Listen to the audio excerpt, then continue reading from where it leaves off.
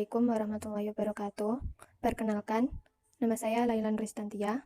Pada kesempatan kali ini, saya akan menjawab soal bahasa Indonesia. 1. Jelaskan faktor apa saja yang menyebabkan terjadinya kesalahan tersebut. Berikan contoh kesalahan yang sering. Faktor yang menyebabkan terjadinya kesalahan dalam penulisan adalah adanya keterbatasan waktu, kurang penguasaan dalam penulisan, kurang teliti dalam menulis, sering melihat atau mendengar kata yang salah, sudah turun-temurun atau sudah menjadi kebiasaan, dan adanya unsur kesengajaan. Contohnya seperti sup, itu yang benar sup. Apotek, yang benar apotek. Deterjen, yang benar deterjen, pakai D. Ning, yang benar ning. Ekstra, yang benar ekstra, pakai KS, konteks. Warung, yang benar warung, bukan pakai OE, pakai U. Kos, yang benar indekos. Ya, bagaimana langkah membedakan kutipan langsung dan tidak langsung? Jelaskan dan berikan contoh. Cara membedakan kutipan langsung dan tidak langsung dapat dilihat melalui pertama, dilihat melalui tulisannya. Karena kutipan langsung selalu meletakkan penulisannya di awal kalimat. Setelah itu, panjang kutipan langsung kurang dari 6 baris, yang kemudian inti gagasan atau isi pokok tulisan diakhiri dengan dua tanda petik yang berisi kutipan langsung. Sedangkan dalam kutipan langsung, hal seperti ini tidak perlu dilakukan. Kedua, dilihat dari kalimatnya. Kutipan langsung biasanya digunakan oleh penulis di awal kalimat dan disertakan tahun beserta halamannya. Sedangkan kutipan tidak langsung, nama penulis selalu diletakkan di akhir kalimat dan juga menyertakan nama penulis beserta tahun terbitnya sumber tersebut. Struktur tulisan. Kutipan langsung biasanya digunakan dalam menulis untuk menjelaskan sesuatu. Misalnya, definisi tentang kata-kata umumnya terjadi, seperti definisi narkoba dan lain sebagainya. Sedangkan dalam kutipan tidak langsung biasanya digunakan oleh penulis untuk memperkuat gagasan atau ide yang kita ucapkan. Yang keempat, yaitu dapat dilihat dari kemudahan.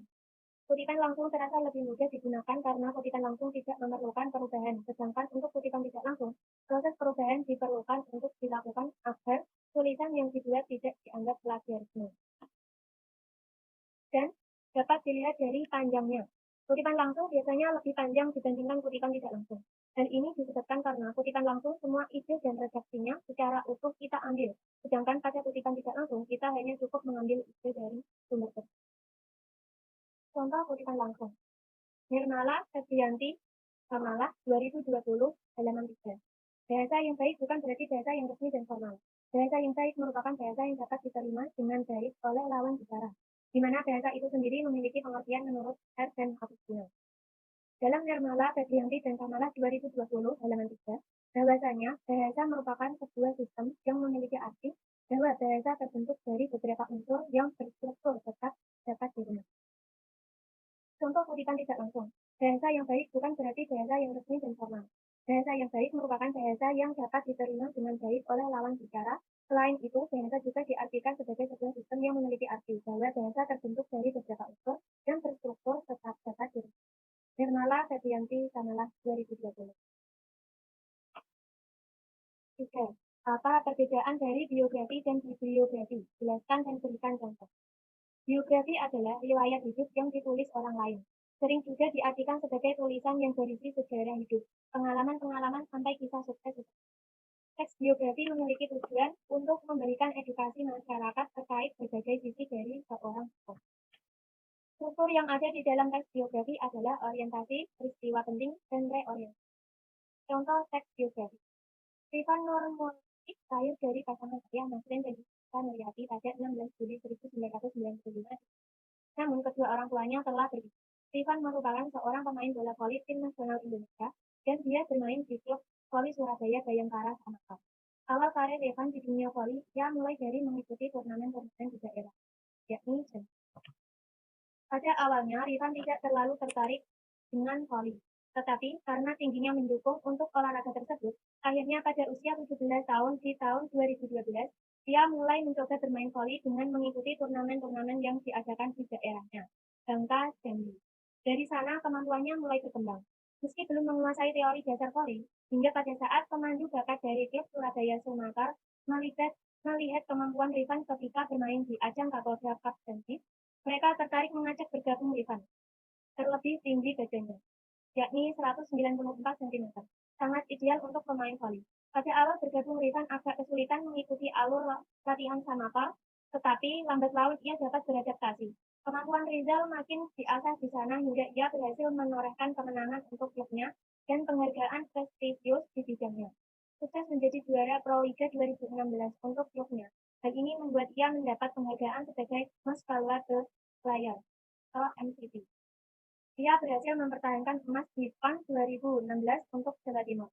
Pada 2017, Rifan memperoleh penghargaan The Best Athlete FIFA di kejuaraan Asia. Penghargaan tersebut memposisikannya menjadi yang terbaik di antara para striker kelas atas Asia. Usia Rifan masih tergolong muda, namun ia telah memberi kontribusi lebih dari usia. Karenanya diyakini Rifan memiliki karir panjang. Pelatih Samator Rifan meminta agar ia tak cepat puas dan terus mengembangkan serta mengasah permainannya menjadi lebih baik lagi. Dengan begitu, dia bisa menjadi tulang punggung untuk tim nasional voli putra di masa depan, menggantikan senior-seniornya di timnas. Besar harap kehadiran Rifan akan mengembalikan kejayaan voli nasional saat di era Dani Sukianto dan kawan-kawan. Bibliografi. Bibliografi juga sering disebut daftar kepustakaan, yang artinya sebuah daftar yang berjudul buku, artikel-artikel, dan bahan-bahan penerbitan lainnya yang mempunyai pertalian dengan sebuah karangan atau sebagian dari karangan yang sedang digarap. Tujuan bibliografi adalah agar para pembaca atau penulis dapat mengetahui apakah sumber itu benar-benar mempunyai pertalian dengan isi pembahasan itu, dan agar dapat mengetahui apa kutipan bahan tersebut sudah benar apa salah. Unsur-unsur yang ada di bibliografi antara lain ada nama pengarang, judul buku, data publikasi seperti tahun terbit, penerbit, dan tempat terbit. Diperlukan pula judul artikel, nama majalah atau koran, tahun dan nomor terbit majalah atau koran, tanggal dan bulan, tahun artikel ditulis, dan halaman. Selain itu, penempatan bibliografi juga harus diperhatikan. Dalam penulisan buku, skripsi, tesis, dan disertasi, daftar bibliografi ditempatkan pada akhir karangan. Tetapi ada juga yang dicantumkan pada setiap akhir bab, karena pada setiap bab banyak referensi yang dirujuk sesuai dengan topik yang dibahas dalam bab yang bersangkutan. Contoh penulisan bibliografi, apabila dijadikan sumber buku tulisan dengan urutan nama pengarang, tahun terbit, judul buku, harus dicetak miring, kota terbit, dan terbit. Contohnya, Ansori Muhammad, 2003, pengantar bisnis, Rembang, Yayasan Aji Dana. 4. Apa perbedaan antara kata pukul dan jam? Jelaskan dan berikan contohnya.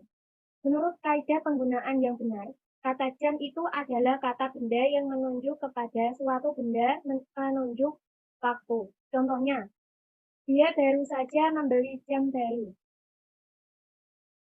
Sedangkan kata pukul digunakan untuk menyatakan waktu tertentu. Contohnya, kita berangkat ke Bandung pukul 9 WIB. 5. Bahasa berdasarkan hakikatnya merupakan sistem bunyi bermakna. Jelaskan pernyataan tersebut dan apa saja kaitannya antara sistem bunyi bermakna dengan pengguna bahasa. Bahasa dinyatakan sebagai sistem bunyi bermakna yang merupakan kumpulan dari lambang-lambang bunyi, contohnya adalah huruf A sampai Z dalam alfabet. Dinyatakan sebagai sistem karena lambang-lambang bunyi harus disusun berdasarkan pola kebahasaan yang telah disepakati oleh pemakai bahasa, sehingga lambang-lambang bunyi memiliki makna. Kaitan antara sistem bunyi bermakna dengan pengguna bahasa yaitu dipergunakan untuk komunikasi oleh kelompok manusia. Jadi, dalam berkomunikasi terdapat kesepakatan masyarakat dalam pemakaian bahasa yang bersangkutan. Masyarakat menggunakan bahasa Jawa, memiliki lambang bunyi yang berbeda dengan pemakai bahasa Cina, Arab, Latin, dan Sanskerta. Oleh karena itu, dapat dinyatakan bahwa lambang bunyi bermakna bersifat manasuka, yaitu tergantung kepada kesepakatan masyarakat pemakai bahasa yang bersangkutan. 6. Mengapa sering menjadi kesalahan penulisan tanda koma? Jelaskan disertai 5 contoh kesalahannya. Faktor penyebab terjadinya kesalahan dalam penulisan tanda koma antara lain keterbatasan waktu dalam pembelajaran menulis, kurangnya penguasaan kaidah dalam menulis, dan kurang teliti dalam menulis. Contoh, dalam pemisahan unsur rincian dalam kalimat. Contoh yang salah. Aku tadi makan roti, sosis, dan minum susu. Contoh yang benar. Aku tadi makan roti, sosis, dan minum susu. 2. Contoh dalam pemisah antara anak kalimat yang mendahului induk kalimat. Contoh salah, adik tidak mau sekolah lagi, karena diejek oleh teman-temannya. Contoh yang benar, karena diejek teman-temannya, adik tidak mau sekolah lagi. Contoh ketiga, yaitu penggunaan tanda koma yang salah dalam kata hubung. Contoh salah, dia sangat pandai bergaul di luar tetapi, sangat diam jika di dalam rumah. Contoh yang benar, dia sangat pandai bergaul di luar, tetapi sangat diam jika di dalam rumah. Keempat, tanda koma digunakan dalam penulisan nama dan alamat. Bagian-bagian alamat yang ditulis secara berurutan. Contoh salah, wisuda tahun ini dilaksanakan di Hotel Horizon Ancol, Jakarta Utara. Contoh yang benar, wisuda tahun ini dilaksanakan di Hotel Horizon, Ancol, Jakarta Utara. 5. Digunakan untuk kata dari kata-kata lain yang di dalam satu kalimat. Contoh salah. Oh, aku, kira tidak jadi ikut. Contoh yang benar. Oh, aku kira tidak jadi ikut. 7. Apa perbedaan dari tanda titik dua dengan titik koma? Jelaskan disertai masing-masing dua contoh. Tanda titik dua merupakan salah satu tanda baca yang digunakan dalam kalimat yang dilambangkan dengan dua titik yang memiliki ukuran yang sama di tengah garis vertikal yang sama. Penggunaan tanda titik dua yaitu di akhir suatu pernyataan lengkap di mana kalimatnya diikuti suatu rangkaian atau penjelasan. Contohnya seperti Universitas Muria Kudus mempunyai beberapa fakultas. Titik dua, matematika, pertanian, teknik, PGSD, psikologi, hukum, ekonomi, dan bisnis. Contoh kedua, yaitu titik dua digunakan sesudah kata atau ungkapan yang membutuhkan penjelasan suatu peristiwa. Contohnya seperti narasumber titik dua Suyati. Tanda titik koma digunakan sebagai pengganti kata penghubung untuk memisahkan kalimat setara yang satu dari kalimat setara yang lain dalam kalimat majmuk. Penggunaan tanda titik koma dipakai pada akhir perincian yang berupa klausa. Misalnya, berijazah sarjana S1 titik koma. 2.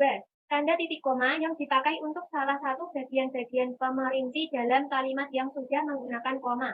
Misalnya, ibu membeli buku, pensil, dan tinta. Titik koma, baju, celana, dan kaos.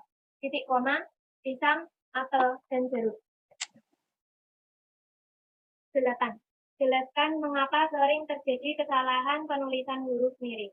Berikan contoh kesalahan dengan pembenarannya.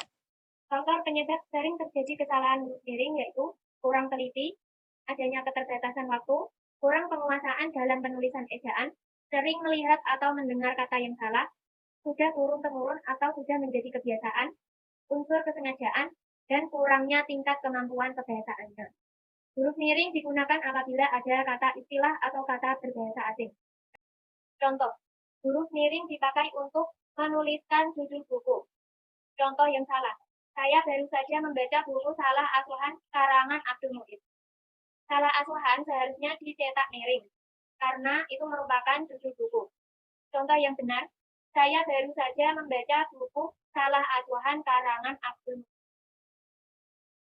Contoh yang kedua, huruf miring dipakai untuk menegaskan atau mengkhususkan huruf, bagian kata, atau kelompok kata dalam kalimat.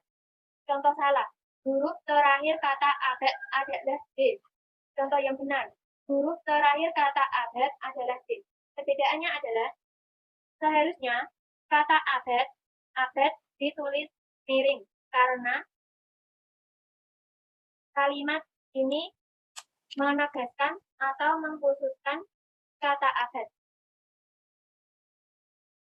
9. Jelaskan bentuk kesalahan penulisan konsonan dan vokal pada karya tulis ilmiah. Berikan contoh disertai pembenarannya. Huruf konsonan adalah huruf yang selain A, I, U, E, dan O. Kesalahan penulisan huruf konsonan karena adanya pengurangan, penggantian, atau penambahan huruf konsonan. Contoh, manajemen. Yang benar adalah manajemen.